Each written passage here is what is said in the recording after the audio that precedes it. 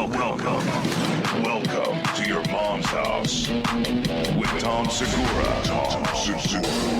and Christina Pazsitzky. welcome to your mom's house.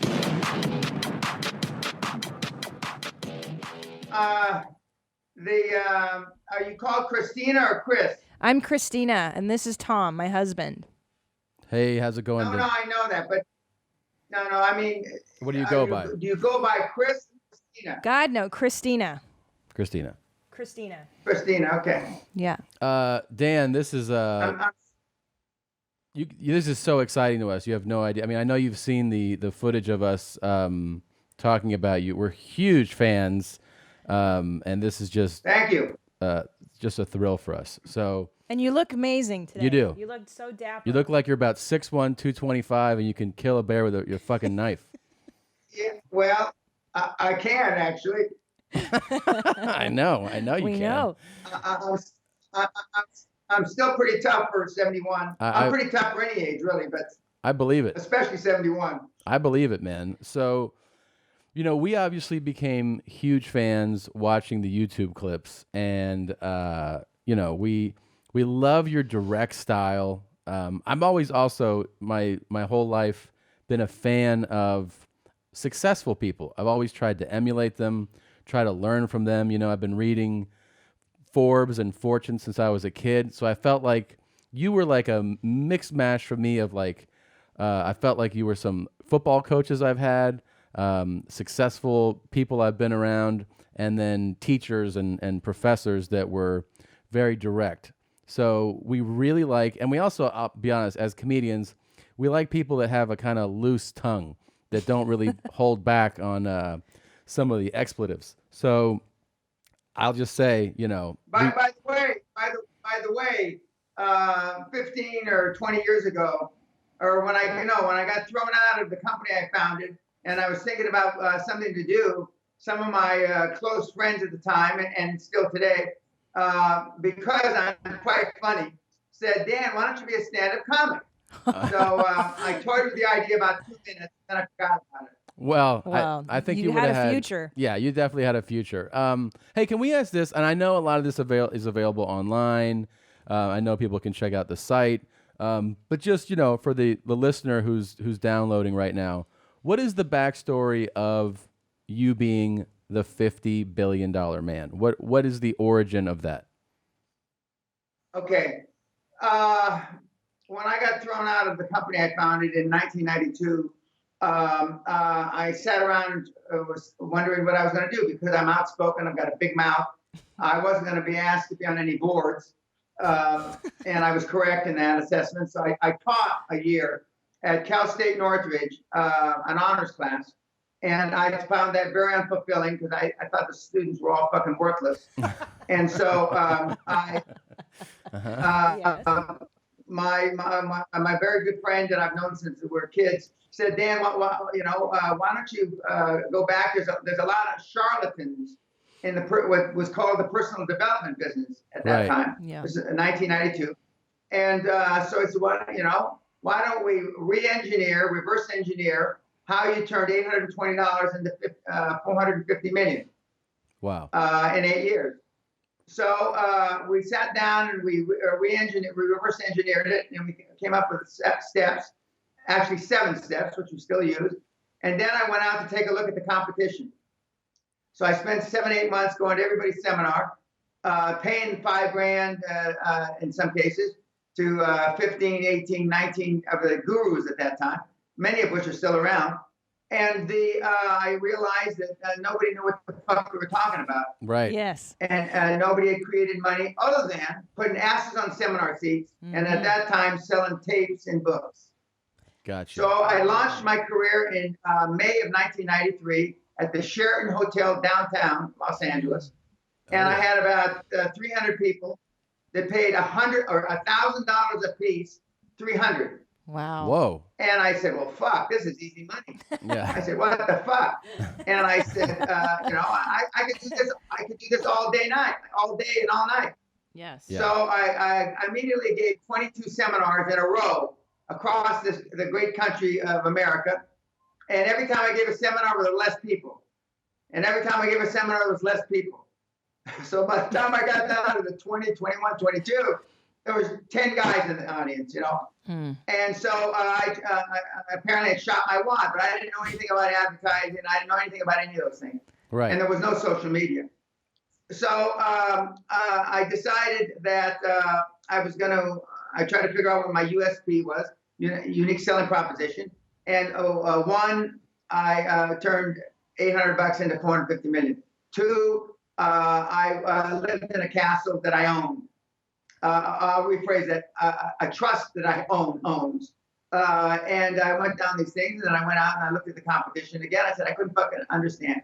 So we tweaked the seminar, and I didn't tell people that it was hard for me to make the money I did, because it wasn't. I found it quite easy.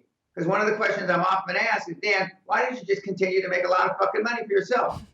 And quite frankly, as I told the kids at Oxford University a few months ago, I found it pretty fucking easy. So it wasn't any fun anymore. Right. But I thought if I could pull cunts like you across the goal line, Yes. I mean, that'd be some fun. But what I grossly underestimated, guys, is how fucking hard it would to get people with low self-esteem, Right. no balls, no grit, no self-confidence, that have been raised by dipshit parents across the goal line. Yes, Right. I So agree. what I've done now in the last few years, Love him. pardon? No, I we're saying love yes. this. Amen. Yes. Amen. Because this generation So what I've is done in the last coddled. 3 years is I've created over $50 billion in equity for dipshits, run-of-the-mill fucking bums, Right. comedians, doctors, dentists, lawyers.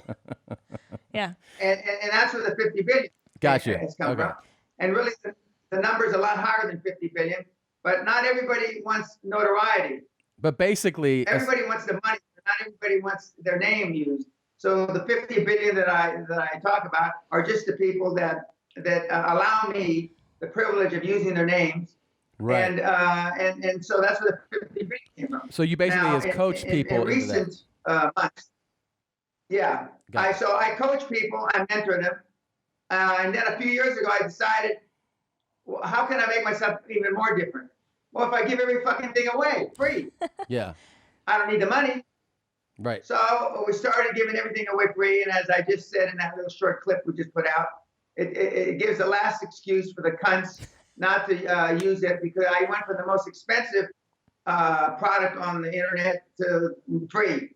And so I have no upsells, no side sells, no none of any of that. The only thing I do is, if you want to be mentored by me personally, you come to the castle and you pay. But 99.999% of everybody that has benefited from QLA, I never met, I never Skype fucked, face fucked, or tweet fucked. Wow. That's a lot of fucking. Until now. Yeah. Let me ask you. Until now. Wait, can I ask him a Oh, question? yeah, sure. I'm dying to know, Dan, why are people so fucking poor? Well, I'll tell you, but wait a minute. I want to try to do my best imitation of a Polish father telling his daughter, "You hang around with fucking losers." You nailed it. It's pretty good. You nailed it. That's pretty good. Yeah. Yep. And I never heard of a latchkey baby. I never heard of that before. Well, you didn't have from what I've gleaned about your childhood. No, I didn't. And vis-a-vis Tom sitting in hotels, I didn't know that's what you did in hotels, Tom. Watch porn. Yeah. But somehow I managed to Watch stay. porn. I stay productive, Dan. I stay productive. You know. It Well, I guess so. it fuels my business. It fuels my material. But your upbringing was, from what you say, pretty rough. Like your dad was in Yes, law it was. enforcement, and you Now, credit your you're mother. Yeah, you're familiar with Los Angeles. Yes. Yeah. If you come out of downtown LA and you go left toward left around the Dodgers Stadium, Yeah. the first stadium way exit. Elysian Park area. Stadium way exit Yeah. is where I was raised in Wow. my early years. Yeah. And then my dad was a cop. My mother and my grandmother swam across the whatever that river is down by Houston, the Rio Grande. Wow. Yeah. It's illegal aliens. My grandmother would die. They're not alive now. Would die from me telling that story, but it's true. Yeah. So you're So, Mexican American immigrants. Correct. Yeah. Correct. Yeah. In fact, 3 of my 4 grandparents were all immigrants. Wow. And one was born in the United States. But strangely enough, my dad was a cop. He worked a couple extra jobs to put food on our table because cops didn't make very much money back in the 50s and in the early 60s. And so my mother pressured my dad to move away from East LA to the Valley in a house we couldn't afford to get me away from East LA. Now you wonder how much trouble could I get in East LA as a young kid? Well, plenty. This is before I got out of grammar school. I had broken a kid's arm in several places on purpose. Yeah. I smashed a guy's glasses into his eyes, and in those days there was real glass in their eyes. Fortunately, he didn't lose his sight. And the coup de grace was I dropped an aquarium from the 2nd floor on my teacher, and if he hadn't moved 6 inches, it would have killed him, but it only broke his collarbone. Oof. Now, my mother knew that if I was just getting started, yeah, I was still in grammar school. God only knows what I'd do by the time I got out. So she pressured my dad, and we moved to the Valley. Wow. Good. Like, hey, I want to ask you this, and of course you may have mentioned it before, but I just don't know. What drew you to the UK and to getting a castle? I mean, we all know that, like, there's obviously a castle is awesome. But I mean, like, does something specifically make you want to go out there and do that? Yeah. When I retired the first time in my late 30s, I wanted to be near the home of golf. Oh.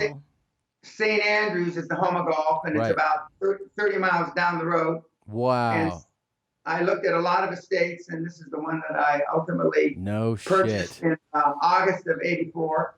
I knew that this is where I wanted to be. I also knew that if I wanted to change my lifestyle completely, I had to get out of my environment, because my family, even though they're great people, and they're teachers, firemen, policemen, that kind of thing. There was no economically high performance people. Yeah. And I'd been stationed in Europe with NATO as an Army officer, and I saw that there was a different way of life, and so I decided to come to the UK originally in 1981, and then permanently in 1984. Wow. Well, that's interesting. You mentioned the influence of your family, because you also talk about show me your friends, I'll show you your future, and that you're the sum. You are the sum of the 3 people that essentially raised you. Is that accurate? Right. Yeah. So is that where that comes from for you? Yeah. Well, I mean, just think about it.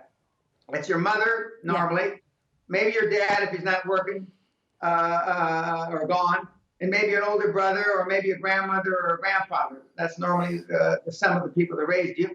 Now, who in that group are, and I know your dad was a hard ass, Christina, from my dad's generation, probably. Yes. Or your generation.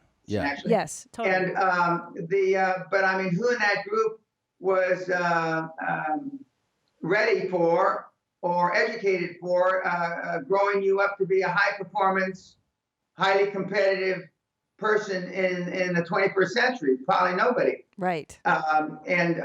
When people call me old school, I laugh, because I don't think I'm old school. I think my dad's old school. Right. And his generation from World War II. But I mean, then after self-esteem is built the first 8 years of life. Right. The Catholic Church says it best. You give me your child the first 7 or 8 years, and I'll own him. That's right. Sure. They say it nicer than that, but that's what they mean. Right. And who are you around the first 7 or 8 years? Those people I just alluded to. That's right. After that, then who influences your life? Show me your friends, and I'll show you your future. And so normally we hang around with people, or chill, or whatever the right word is now, with people that we're comfortable with, which means people that don't stretch us, don't take us out of our comfort zone. Right. Normally, unfortunately, those are fucking bums. Right. Right. No, and I feel like, too, when I hear you say that, every time I talk to somebody see someone who's kind of bummed out about their current status, or they're just kind of dragging, they almost always hang around losers. Correct. So you go, well, dude, you're putting yourself in that environment to be where you're at. You got to get out of it. Yeah. But hey, Dan, you're the highest achiever. So who does Dan Pena hang out with? yeah. I don't have eagles fly alone, Christina. That's right. I knew it, dude. Yes. Can we ask you this too? Because we talked about this before. What's an average Dan Pena day like? When does the alarm clock go off? What is the average day like? Okay, I'll pick today. Today's not exactly average, but I'll pick today. Okay. I woke up at 7. My wife got up to walk the dogs. I went back to sleep till 9. And then I got up and I go down to my office, which is about 75 meters that way behind me. Uh-huh. And I check emails. I take my various pills and potions. Mm-hmm. I have my first cup of coffee. Answer emails. Pena on coffee sounds scary, man. I don't know if we need more. I said I don't know if we need more coffee in Pena. I think he's got enough going on in him. Yeah, and I normally have one, maybe a Skype fuck or Zoom fuck. Yeah.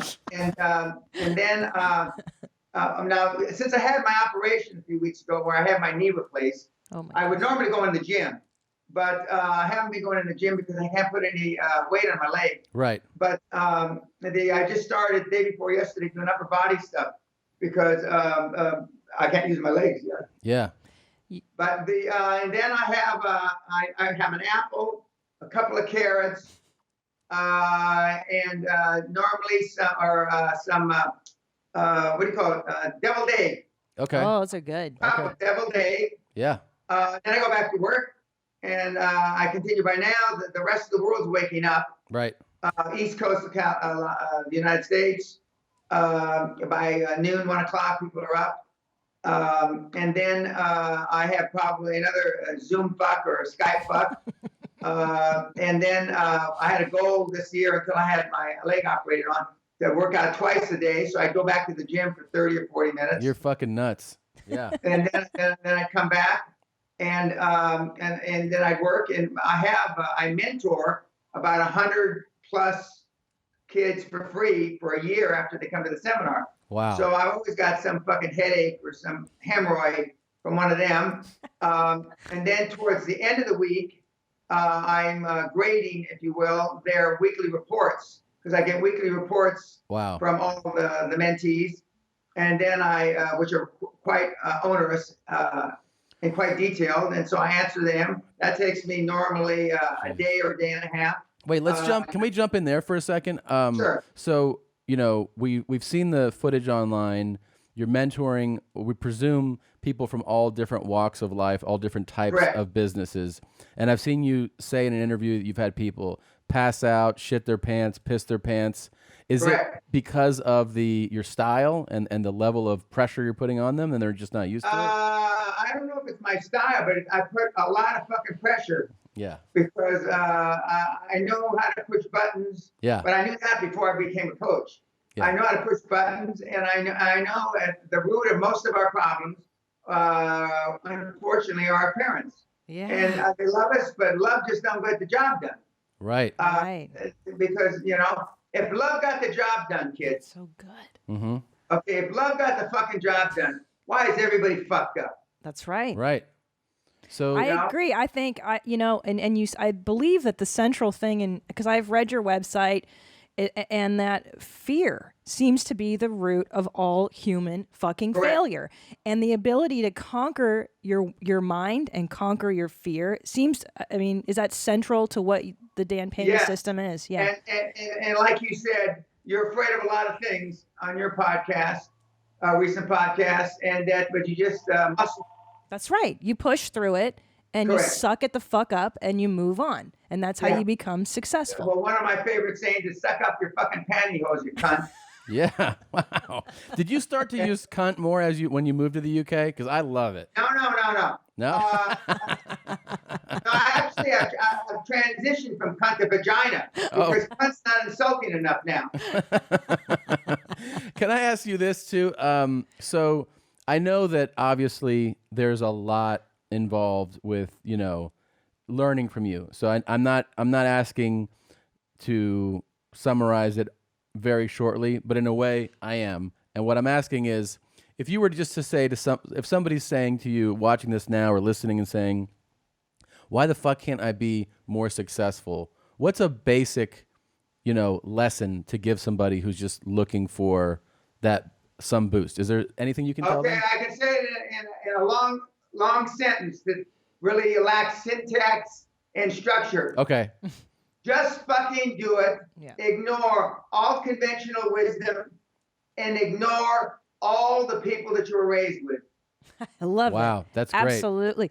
Because I think some of us have to undo all the dumb shit we were taught by our parents. That's basically what Dan is doing. And society is that you kind of have to undo all the bullshit. We just have a 10-month-old son, and the amount of bullshit now in the world is so overwhelming.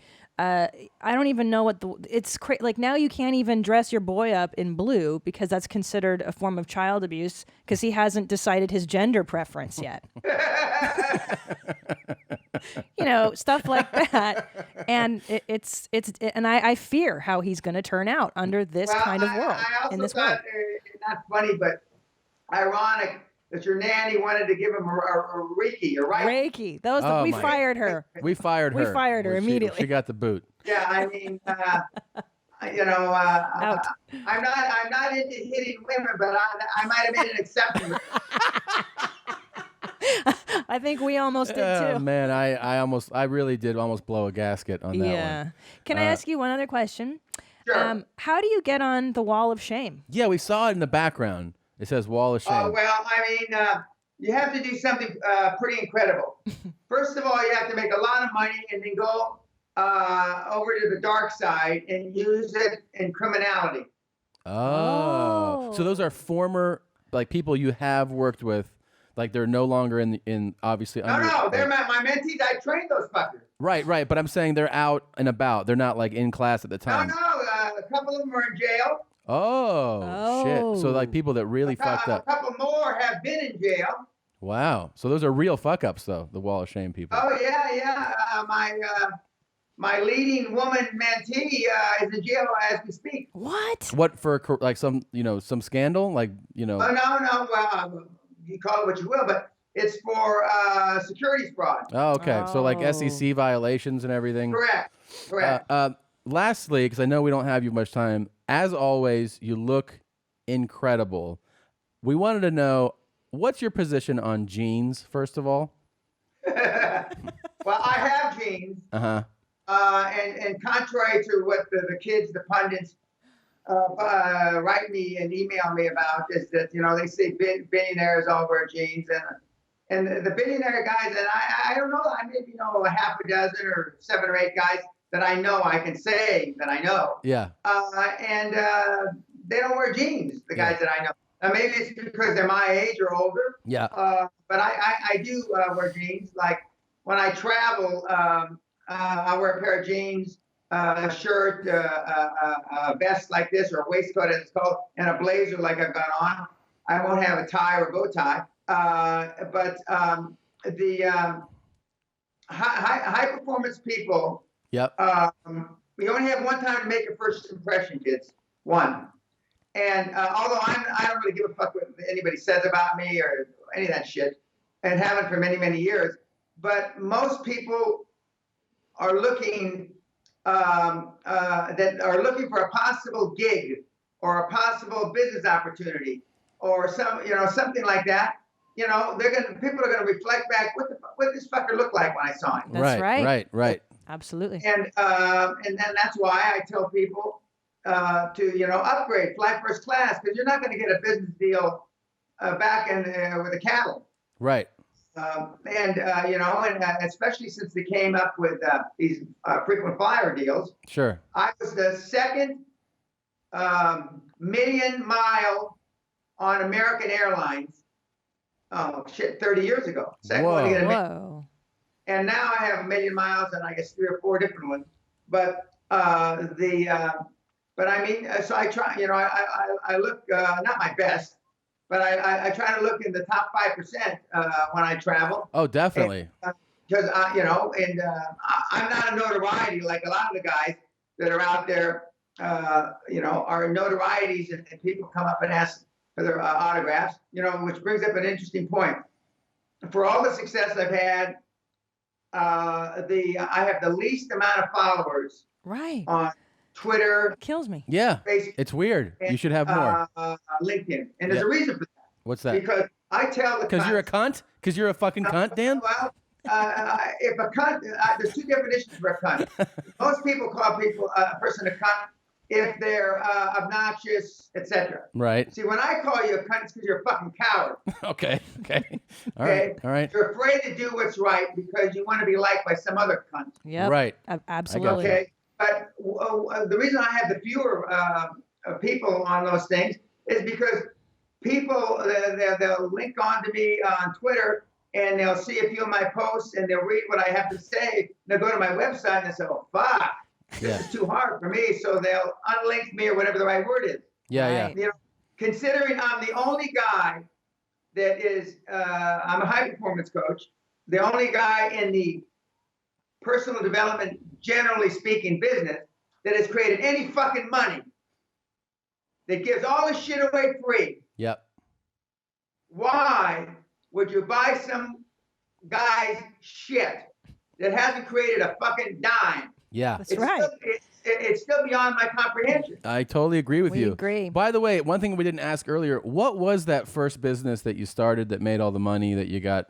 What kind of business was it? It was in the oil and gas business. Okay. I started with $800. In my first year in business, I did $15 million in revenue.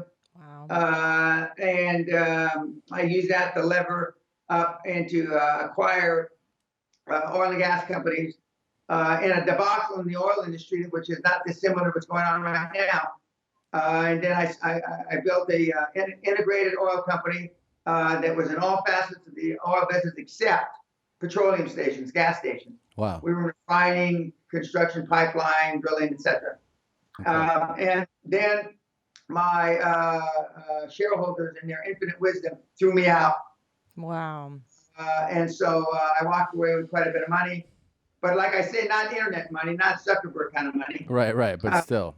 Yeah. But still a lot of money. And that was the first 23 years of my life. And the last 23 years of my business life, anyway. I've been pulling cunts across the goal line. And it's not easy. I mean, it's a motherfucker. It just is. Tough hell. I believe it.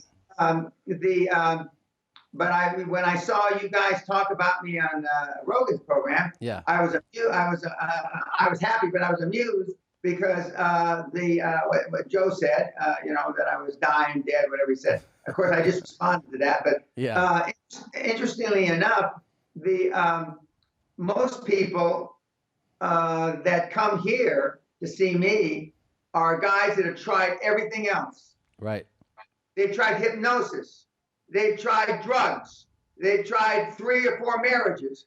They've tried Scientology. They've tried every fucking thing. Because when they come to me, and I tell them you got to pay the motherfucking piper. There's a pay price to action. And you got to sacrifice, asshole. And you tried everything. It's like you tried everything to try to quit smoking, and nothing's worked. And we have 100% success track record, 100%. Wow. 100%. Wait, do people stay in the castle? We may not be able to make you $1 billion, but we significantly increase your net worth. And the way we do that is to significantly increase your self-esteem. Oh, yeah. I believe that. So how does somebody get to stay in the castle and take your seminar? What's the process like? Well, I mean, there's a thing on danpena.com, and you come, and I give them about 4 to 6 times a year. I just finished one a few days ago, and I've got another one in December before my next surgery. I'm having my other knee taken out now. God damn. Jeez. Yeah, and by the way, they told me I should wait 18 months because of my age before I have the second full knee replacement. but instead I'm waiting about 9 weeks. Oh my gosh. But and you sign up, and we don't accept everybody. Yeah. And what I try to do is like I have a few active duty military, a couple veterans, and then the rest aspiring entrepreneurs. But we have some guys that are rich that come that already have made a lot of money. But we had a neurosurgeon in the last seminar who makes $6-7 million a year, Jesus. which would be satisfactory to most people. But he knows he's capable of more. Right. We've had a comedian. In recent years, we've had one stand-up comedian. Oh. Really? And he's currently in New York. And I think I told you I had a cousin who the family shamed because she tried to be a comedian Right. for about 10 years. Well, believe me, every comedian has that story. I mean, I mean, why are families so against it? well, they see it as It's risky. well, they see it as risky. They also see it as they don't usually picture whoever's saying that they're going to try it as being in the successful portion of it. I think they picture a bum with a mustard stain and just having people are choking back a couple beers and Right, it's in a bar. and they don't know how- they don't realize the potential. Right, the business of it. Right. I think a lot of people don't know how comedians actually make money. Yeah, and they don't Yeah, realize I that there's think, huge upside. The kid Rock, what's his name? Black guy. Chris Rock. Chris Rock? I mean, I remember when he started, and of course now he's doing big specials. He gets paid 20-40 million for these specials. Yeah. I mean, of course, I would assume that he's at the top end of the continuum. Yeah, he's at the top end of it for sure. But I mean, look at that guy, Kevin Hart. To me, it's like, well, this is an easy summary, but it's kind of like acting to me. Right. It is. There's a full spectrum of You have to play for the crowd, I guess. yeah, there's a full spectrum I of just success. acted in my first Shakespeare play about 6. Uh-oh. Oh, we're Oh, losing dear. him. Oh no. Oh, no. Oh, we got to at least end this right. Shoot. Hold on. Let's try calling him back. Let's see. And say a here few he is. lines in his Othello, and which I did. I thought Mark on the stage, I think we should 30 fucking lines. call We back. have to read that. Poor guy. Yeah, Shoot, I got to get going. I myself know, pretty but soon. like, hold on. What do you want to ask him for a wrap up? Just parting advice, parting words, I think. Here. That was fantastic.